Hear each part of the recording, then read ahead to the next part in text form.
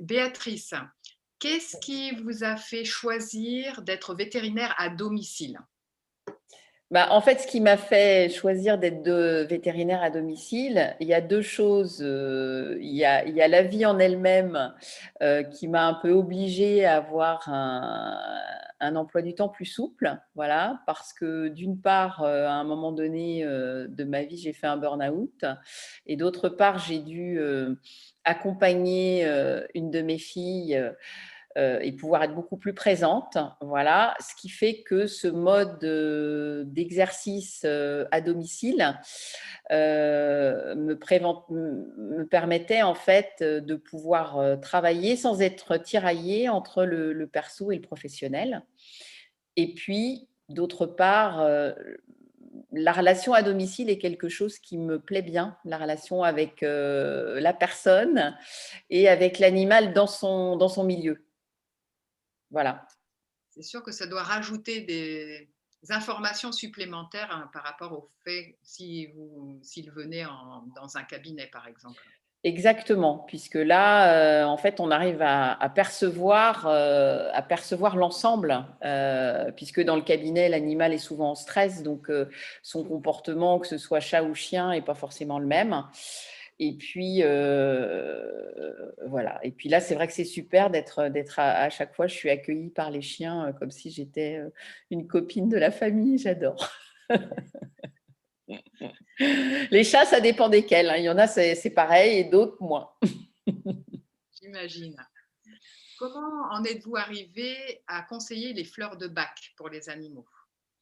Alors les fleurs de bac, c'est quelque chose, que j'ai pu d'abord, expérimenter pour moi, qu'on m'avait conseillé, hein. La première fleur de bac que j'ai prise, c'était étoile de Bethléem, un certain nombre d'années après la disparition de ma maman. C'est la première fleur qu'on m'a fait tester. Et puis ensuite, c'est grâce à une amie, qui m'a d'abord dit, «Tiens, il y a tout un coffret de fleurs de bac, à un prix super intéressant, sur vente privée». Donc j'ai acheté mes premières fleurs comme ça. Elles sont allées dans un placard pendant une bonne année et puis ensuite, elle a fait la formation, pour les personnes, le niveau 1, pour être voilà, le niveau 1 des fleurs de bac. Et du coup, elle m'a dit: «Ah, est-ce que ça t'intéresse de venir?» Et puis, voilà, et là, ça a été une réelle découverte, une réelle rencontre, avec les fleurs, le monde des fleurs. Et comment vous en êtes arrivé à vous dire: «Tiens, je vais les appliquer aux animaux»? Mais quand j'ai fait la formation, c'était vraiment pour les appliquer aux animaux. C'était axé. C'est vrai que moi, je fais partie des hypersensibles. Les émotions, c'est quelque chose qui me parle beaucoup. Heu, j'ai toujours eu, une approche, sensitive, depuis le plus jeune âge, dès ma première chienne, on va dire. Et du coup, bah, je pense que ça m'a parlé. Et puis, il y a un autre côté aussi, c'est que je me rends compte aujourd'hui, à 58 ans, en regardant mon parcours, que j'aime bien, innover. Et je m'en rendais pas compte avant, et c'est vrai qu'à une autre période de ma vie, j'ai fait de l'échographie en itinérant chez des confrères à une période où ça ne se faisait pas encore. Donc je crois que quelque part, je dois être aussi un petit peu attirée, par ça. D'accord. Comment intégrez-vous la florithérapie dans votre pratique vétérinaire? Est-ce que, par exemple, vous les associez avec des médicaments?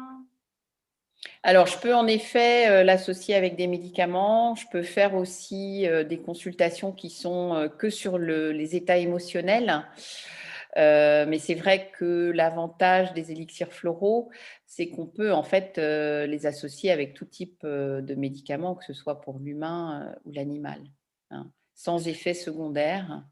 à part des effets éventuellement émotionnels qui sont parfois plus présents chez la personne, puisque là, chez l'animal, on a vraiment accès aux émotions en direct, alors que chez la personne, on peut être avec des personnes qui ont réprimé leurs émotions depuis très longtemps.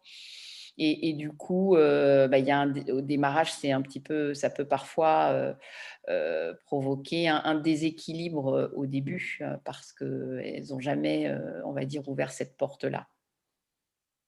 D'accord. Est-ce que vous donnez aussi d'autres remèdes naturels aux animaux ou plus Alors, moi, je donne juste un petit peu de bourgeons de plantes et ce qui se passe, c'est que j'aimerais avoir 30 ans de moins pour, pour en effet pouvoir intégrer plein de choses. Mais en fait, j'ai décidé vraiment de me spécialiser dans les élixirs floraux. Et ce qui fait que j'ai décidé, à partir des fleurs de bac, d'explorer aussi d'autres types d'élixirs parce que ça m'a vraiment, vraiment parlé. Et auparavant, j'avais vraiment une formation allopathique euh, enfin une vraie formation allopathique. J'ai fait en plus 2 ans d'internat à l'école Veto, donc j'ai vraiment, bon, ce qui permet d'avoir une démarche extrêmement carrée qu'on a tous les vétérinaires. Hein. Mais du coup, j'avais le profil, voilà, je me suis ouverte tardivement en fait aux médecines complémentaires. Donc c'est vrai que j'aimerais bien pouvoir refaire le parcours maintenant et explorer plein d'autres choses et rajouter plein d'autres choses. Et du coup, arrivez-vous à diminuer la prescription de médicaments en utilisant les fleurs de bac? Ça peut arriver, ça peut arriver. Voilà, ça peut arriver. C'est vrai que ça peut arriver. Est-ce que vous auriez un exemple de réussite à nous partager? Bah, j'ai un exemple tout simple sur, voilà, j'ai un exemple tout simple d'application, on va dire, sur la partie physique. Hein, on peut prendre l'exemple du coryza chez le chat. Hein. Et maintenant, lorsqu'on en est au stade, donc le coryza, on va dire que c'est le rhume du chat, si vous voulez, avec à la fois des éternuements, ça commence par des éternuements, le nez qui peut couler, d'abord, on va dire, très transparent, c'est pas très joli ce que je raconte, mais c'est comme ça. Et du coup, quand on n'est pas encore dans cette phase plus tardive d'infection au niveau respiratoire, en fait, maintenant, moi, j'utilise le jasmin en élixir floral, en unitaire, qui va permettre justement de fluidifier et de faire disparaître les sécrétions, même si au démarrage, il peut y avoir un petit peu une accentuation des symptômes. D'accord. Voilà. Donc la florithérapie comprend bien sûr les fleurs de bac. Mais il y en a bien plus, hein, parce qu'on a les fleurs contemporaines, les fleurs du bush, les fleurs de Californie, je dois en oublier, les Non, fleurs il y a plein de choses. Il y a aussi Pérélandra, il y a, oui, oui, bon, il y a les Florandines. Et puis, il faut savoir qu'il y a aussi d'autres types d'élixirs, pas seulement des élixirs floraux. Hein. Il y a des élixirs qui sont faits, en fait, aussi des élixirs qui sont faits, par exemple, avec l'énergie des animaux. Ah, Voilà. c'est pas ça. Ah oui. Donc, et puis aussi des élixirs de minéraux, des élixirs de champignons. Voilà. Alors, les élixirs d'animaux ne sont pas faits avec des morceaux d'animaux, hein, et bien entendu, mais avec l'énergie, par connexion à l'énergie des animaux, en fait. Et il y a quoi comme animal, par exemple? Est-ce que c'est des animaux sauvages ou Oui, c'est des animaux sauvages, oui, c'est des animaux sauvages, exactement. L'éléphant, le loup, voilà, ce sont les animaux sauvages. Ouais, il y a plein, plein de choses à expérimenter. En fait, ce que je trouve passionnant, c'est d'expérimenter. D'accord. Mais est-ce que ça serait quand même possible de se limiter aux fleurs de bac et c'est tout? Est-ce On peut que travailler uniquement avec les fleurs de bac et beaucoup de conseillers fleurs de bac ne travaillent que avec les fleurs de bac. Tout à fait. Voilà, OK. Et on du peut coup, tout à fait. qu'est-ce qu'elles apportent de plus les autres fleurs si on utilise Alors, il y a des subtilités qu'on peut. Moi, je trouve que du coup, sur l'animal, on a des fleurs qu'on ne va pas retrouver. Je trouve, par exemple, je vais donner aussi voilà, je vais partir d'un exemple sur des animaux qui ont été extrêmement maltraités, où vous voyez des animaux, aujourd'hui on voit beaucoup d'adoptions de chiens qui viennent de la Réunion, de chiens un peu errants de la Réunion ou autres, certains ayant reçu des… Enfin, ils ne sont pas tellement acceptés là-bas, les animaux. Voilà, donc on ne sait pas trop ce qui s'est passé, ou parfois entre ce qu'ils ont vécu là-bas, ensuite le voyage, ensuite l'adoption et toutes ces choses-là, ainsi que d'autres animaux en France qui ont pu être maltraités, on a des fleurs beaucoup plus… Enfin, on a des fleurs qui, à mon avis, vont permettre d'agir parfois plus rapidement, l'énergie de ces fleurs étant différente, puisque l'énergie des fleurs dépend du sol sur lequel poussent les plantes. Voilà. Et par exemple, dans les élixirs andins, Vincent Belbèze, qui nous a formés, voilà, explique qu'aujourd'hui, entre guillemets, le centre énergétique de la Terre a bougé et qu'il est situé justement au niveau de la cordillère des Andes. Donc forcément, l'énergie de ces fleurs est particulière. Et pour donner un exemple aussi, le quintral, lui, est un élixir qui travaille sur les peurs extrêmement profondes, même des peurs qui ont pu être transmises par les lignées. En fait, en ayant expérimenté cette fleur, j'y croyais pas au début, mais parfois, dès le premier jour, ça change tout. On a déjà des résultats. Voilà. Et donc, il y a une rapidité d'action. Il peut y avoir une rapidité d'action. Il peut y avoir des choses parfois plus spécifiques en complément qui vont permettre une synergie.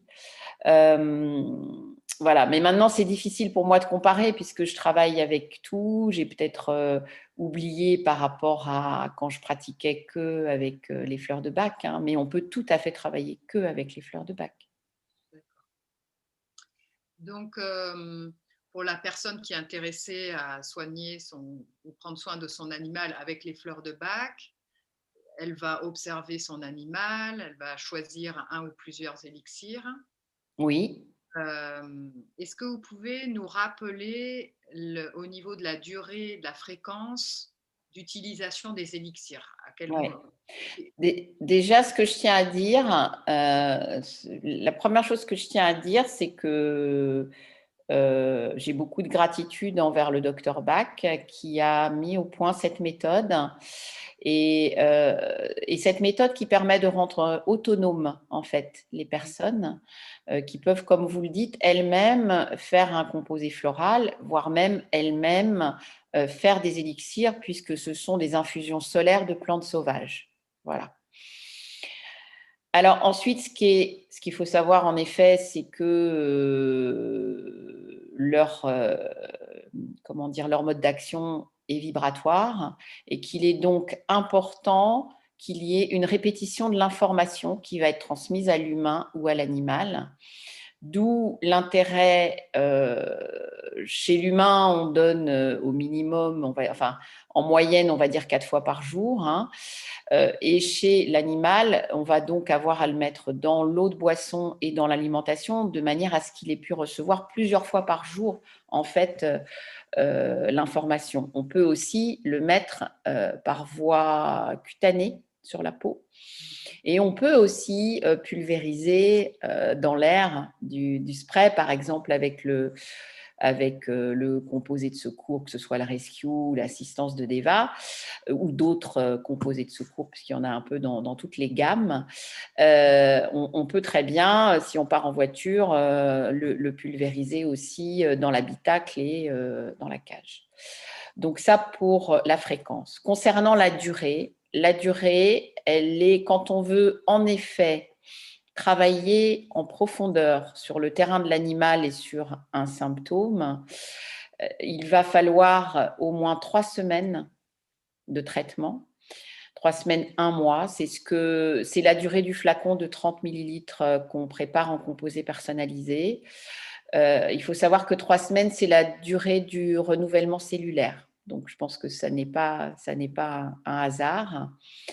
Et après, chez l'animal, si on a bien ciblé les fleurs, en fait, on va avoir des résultats qu'on va pouvoir commencer à observer quelques jours après. Bon, en général, je dis une semaine parce que si on commence à dire quelques jours, les gens vont être déçus si voilà, ils vont compter les jours.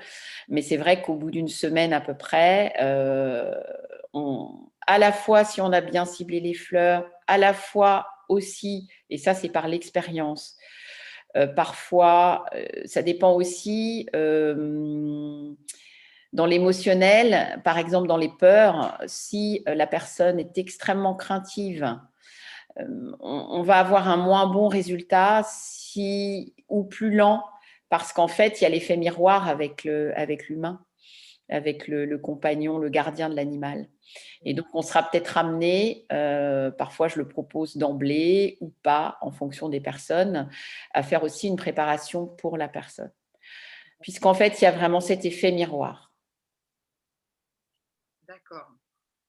Oui, parce que sur votre page internet, hein, vous parlez de bien-être de l'animal, écoute de son humain et le respect de leur lien unique. Donc là, c'est ce que j'entends, c'est que vous êtes en train d'intégrer les trois et des fois vous donnez aussi aux Oui. humains. Alors, Moi, je suis formée, je suis conseillère fleur de bac pour les humains. Et puis, il faut savoir aussi que des formations animales, pour les animaux, il y avait simplement des journées, hein. À l'époque, il y a presque une dizaine d'années où j'ai démarré dans les fleurs. Aujourd'hui, il y a plus de formations. Nous, avec Gaëlle Bertruc, on va justement en faire une bientôt, de transmission. Mais c'est vrai qu'au démarrage, on a tous été formés pour les humains, pardon, et puis on expérimenté en fait sur l'animal. oui, Et tout ça pour dire que oui, pour moi, la relation homme-animal et avec nos animaux de compagnie, chien-chat, aujourd'hui, en plus avec ce qu'on vit, cette époque qui est quand même très anxiogène, il est clair que les retentissements sur l'humain sont importants, mais les retentissements sur leur animal de compagnie aussi. Savoir que beaucoup d'animaux ont eu leur humain lors du confinement non-stop et puis d'un seul coup, là maintenant, ils l'ont plus, donc il a fallu se réadapter, etc. C'est parfois facile et simple pour certains et moins pour d'autres. oui. Vous aviez fait d'ailleurs une très bonne vidéo lors du confinement. J'avais regardé là, vraiment intéressante. Ah oui, oui. Des questions-réponses là, c'était Chez très bien. Deva, oui, oui, pour Deva, oui. Oui, oui, oui. Est-ce que si l'un des humains est sceptique, est-ce que ça peut influencer le résultat? Non. Non, voilà. Bah non, puisque en fait, l'avantage de l'animal, c'est qu'en fait, son mental n'intervient pas. Mmh. Donc en fait, on a l'accès directement à l'émotionnel avec l'animal. On est dans ouais. De toute façon, l'animal, c'est l'amour inconditionnel pour moi. Et on touche tout de suite, sa dimension émotionnelle, quoi. D'accord, Mais dans le cœur, avec l'animal. oui. Et le fait, par exemple, quand vous proposez des séances par téléphone ou vidéoconférence, est-ce que, ça peut influencer le fait que vous ne puissiez pas voir, par exemple, l'animal ou peut-être vous ne faites pas, je ne sais pas? Alors, je peux voir l'animal en Zoom. Après, ce qui se passe aujourd'hui, c'est que ma pratique a aussi évolué. Et qu'aujourd'hui, j'ai une approche plus intuitive que celle que j'avais au démarrage. En fait, j'ai les deux approches, mon mental et voilà, et l'approche intuitive, qui peut être en kinésio ou en radiesthésie en fonction des personnes, etc. Et ce qui fait que bah, dans ces cas-là, la distance n'est pas un problème. D'accord. Voilà. Et puis, oui, c'est vrai que de plus en plus, je lâche mon mental au profit du sensitif, en fait, hein. On sait en général que les élixirs floraux donc, sont une grande aide émotionnelle, mais on sait moins qu'ils peuvent aussi aider sur le plan physique. Est-ce que vous pourriez nous en dire un petit peu plus sur le sujet? Bah, par exemple, c'est juste des exemples, bon, on a parlé du coryza tout à l'heure, on peut parler aussi, et il y a des études, en Amérique du Sud, je crois, qui ont été faites à ce sujet. C'est qu'en fait, par exemple, la chicorée, peut, je dis bien aider dans le diabète, hein, ça ne va pas remplacer de l'insuline, mais peut permettre de diminuer les doses d'insuline, en fait. Voilà. Et puis après, ben, on a d'autres fleurs qui agissent sur le physique. Et même déjà dans les fleurs de Bach, le pommier sauvage agit très bien sur des problèmes cutanés, que ce soit en fait, enfin sur certains problèmes cutanés, que ce soit par voie générale ou en local. D'accord. D'ailleurs, même chez l'humain, vous avez une pommade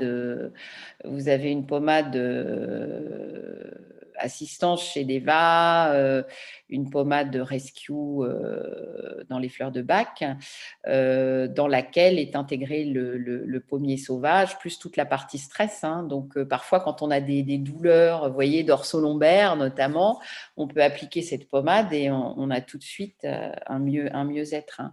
Puisque tout à l'heure, ce que j'ai oublié de dire quand on a parlé de la fréquence et de la durée, c'est que par contre, pour assistance ou rescue, là, on est dans un résultat en fait instantané.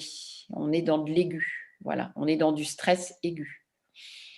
Mais bon, il est clair que le stress aigu chez un animal, si on a un animal qui a vécu beaucoup de traumas, c'est bien de travailler aussi le terrain, en fait, de pouvoir aller, et c'est l'avantage des fleurs, ce que j'ai trouvé, moi, je dois dire, merveilleux par rapport à l'allopathie, c'est de savoir qu'une fleur comme étoile de Bethléem peut permettre de travailler sur des chocs anciens, des récupérations de chocs anciens, où on peut déprogrammer, en fait, quelque part, les cellules de ce choc. Et moi, voilà, c'est impressionnant. On vous demande régulièrement les élixirs à mettre dans la trousse d'urgence. Est-ce que vous pouvez les rappeler, s'il vous plaît? Alors déjà, l'assistance, enfin bon, après, les élixirs à mettre dans la trousse d'urgence, c'est ceux qu'on a sélectionnés avec mon ami Gaël. Mais bon, après, je crois qu'il faut faire… c'est important de suivre son intuition. Voilà. C'est vraiment important de suivre son intuition et voilà, ce qui est dit là aujourd'hui, c'est juste c'est mon angle de vue, vous voyez ce que je veux dire? Voilà. Oui, oui, tout à fait. Voilà, c'est Si pas… je viens je sais pas, en montagne, il faut peut-être faire, enfin, dans différents endroits, peut-être qu'il y a d'autres, Oui, différents et puis en élixirs. fonction du mode de vie de chacun, etc. Alors, donc, il y a donc l'assistance, bien entendu, parce que ça, c'est vraiment… D'ailleurs, c'est souvent la porte d'entrée des élixirs, hein, quand vous discutez avec des personnes et qui ne connaissent pas trop les élixirs, vous dites, est-ce que vous connaissez le rescue? Et là, voilà, ils vont savoir et c'est souvent la porte d'entrée. Après, il y a l'arnica en élixir floral, hein, qui est très utile par rapport à tout ce qui est choc. Qu'est-ce qu'on avait mis, je crois? On avait mis la pensée, qui est une fleur qui va pouvoir en fait travailler sur tout ce qui est bactérien viral, mais attention, ça ne veut pas dire que ça va forcément prendre la place et qu'il n'y aura pas besoin de mettre des antibiotiques, hein. Voilà, je tiens à le dire aussi, à voir. Le pommier sauvage dont on a parlé tout à l'heure, hein. La marante, qui est une fleur aussi bien quand il y a des saignements, qui aide beaucoup et aussi pour des fortes douleurs, hein.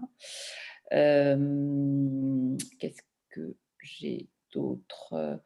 La camomille à la fois par rapport à ses propriétés apaisantes, mais surtout sur le système digestif aussi, hein. C'est-à-dire que sur tout ce qui est douleur digestif, nausées, vomissements aussi, elle va être intéressante. Voilà, donc après, je crois qu'il faut aussi faire son choix, son choix soi-même, hein. Oui, bien sûr, en fonction de son animal, de ce qu'il a, Voilà. ses Voilà, forces. et puis aussi pour le côté tension avec physique, musculaire, le pissenlit, Ah oui, pour détendre, enlever les tensions. d'accord. Vous avez coécrit un livre avec la comportementaliste Gaëlle Bertruc, dont vous la mentionniez plus tôt, qui s'appelle Prendre soin de son animal avec les fleurs de Bach, et qui est pour moi un des meilleurs livres sur le sujet, hein, parce qu'il est très pratique et il a tout ce qu'il faut de descriptif pour pouvoir faire des choix éclairés. Et on sent que ben, c'est du vécu et aussi que c'est pas juste une transposé aux animaux à partir de données sur les humains. Parce que j'ai acheté d'autres livres et vraiment j'avais cette impression-là pour les autres livres. Euh, Comment en êtes-vous arrivé à écrire cet ouvrage? Alors déjà, je vous remercie voilà, de me donner la parole et de nous donner la parole de manière indirecte par rapport à cet ouvrage. C'est vrai je précise aussi qu'il y a les élixirs contemporains de Deva qui sont aussi dans cet ouvrage, hein, que nous utilisons avec Gaëlle. Et Gaëlle utilise enfin, j'aime pas le mot utiliser, mais on va dire fait appel aux fleurs depuis plus longtemps que moi. Et donc, en fait, bah, c'est la suite d'une rencontre, hein, puisque je suis en train de parler de Gaëlle. Cette rencontre, elle s'est faite grâce aux fleurs. Et nous avons d'abord collaboré toutes les deux pour faire des composés animaux prêts à l'emploi au niveau du laboratoire d'Eva. Donc, c'est le laboratoire d'Eva qui nous a permis de nous rencontrer. Et puis, nous avons ensuite fait un atelier lors du premier thérapeuticum du laboratoire d'Eva aussi. Donc, c'est là nous avons travaillé du coup ces 2 fois-là ensemble. Et à la suite de ça, bah, on était triste de se séparer d'un point de vue travail commun. Et bon, on savait que pour nous, c'était voilà, la suite logique, c'était ça, avec vraiment l'objectif de partage et l'objectif de pouvoir l'objectif que l'humain puisse se rendre compte de ce qu'il peut apporter en termes de bien-être animal à son animal, en fait. Et puis à lui-même aussi, puisqu'on vit ensemble, hein. Donc, c'est de pouvoir, alors c'est peut-être un peu prétentieux, hein, mais c'est par ce livre qui fait son chemin de pouvoir finalement que chacun se dise ah bah oui, on peut faire quelque chose. Parce qu'en fait, moi, quand je rencontre des animaux extrêmement peureux dans leur domicile, quand je viens, certains animaux qui n'arrivent pas à avoir d'autres personnes que leurs humains, leurs gardiens, bah, je dis aux personnes qu'on peut faire quelque chose et plein pour rééquilibrer, puisqu'on ne va pas changer l'animal avec les fleurs, on va vraiment le rééquilibrer dans sa nature profonde. Et du coup, bah, en fait, pour eux, c'est une découverte sur ceux qui souhaitent tester. Et du coup, voilà. Donc, c'est vraiment l'objectif de partage et puis de faire un livre comme on aurait souhaité le trouver, nous, en fait. Voilà, c'est ça, parce que avant votre livre, est-ce il y a beaucoup Oui, d'ouvrages qui… il y a plusieurs ouvrages que moi, j'ai commencé avant la formation à lire ces ouvrages. Donc, oui, oui, il y a plusieurs ouvrages. Et puis, je crois que depuis notre livre, il y en a d'autres qui sortent, hein. Du coup, c'est très bien, c'est très bien. Il faut que les choses se répandent. L'information circule. Est-ce que vous pourrez me donner tout à l'heure la liste et comme ça je la mettrai pour les gens, la liste des autres ouvrages aussi qui pourraient être Oui, intéressants? elle doit être à la fin de notre livre, hein, mais par contre, les nouveaux, j'ai pas forcément suivi. Mais du coup, voilà, oui, mais je pourrais vous la faire passer, il n'y a pas de problème. D'accord, merci.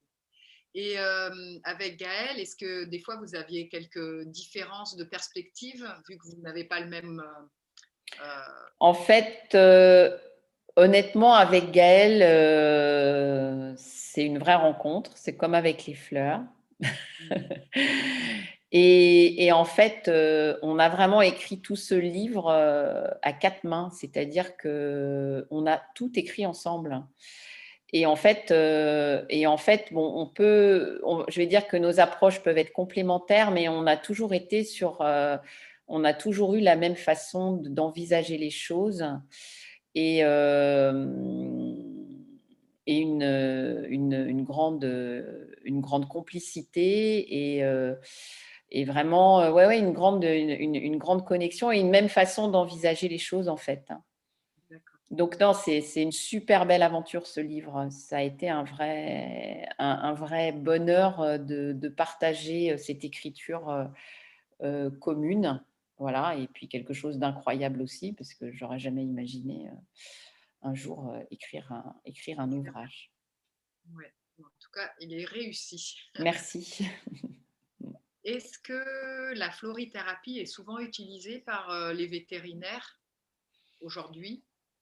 Alors, c'est pas toujours.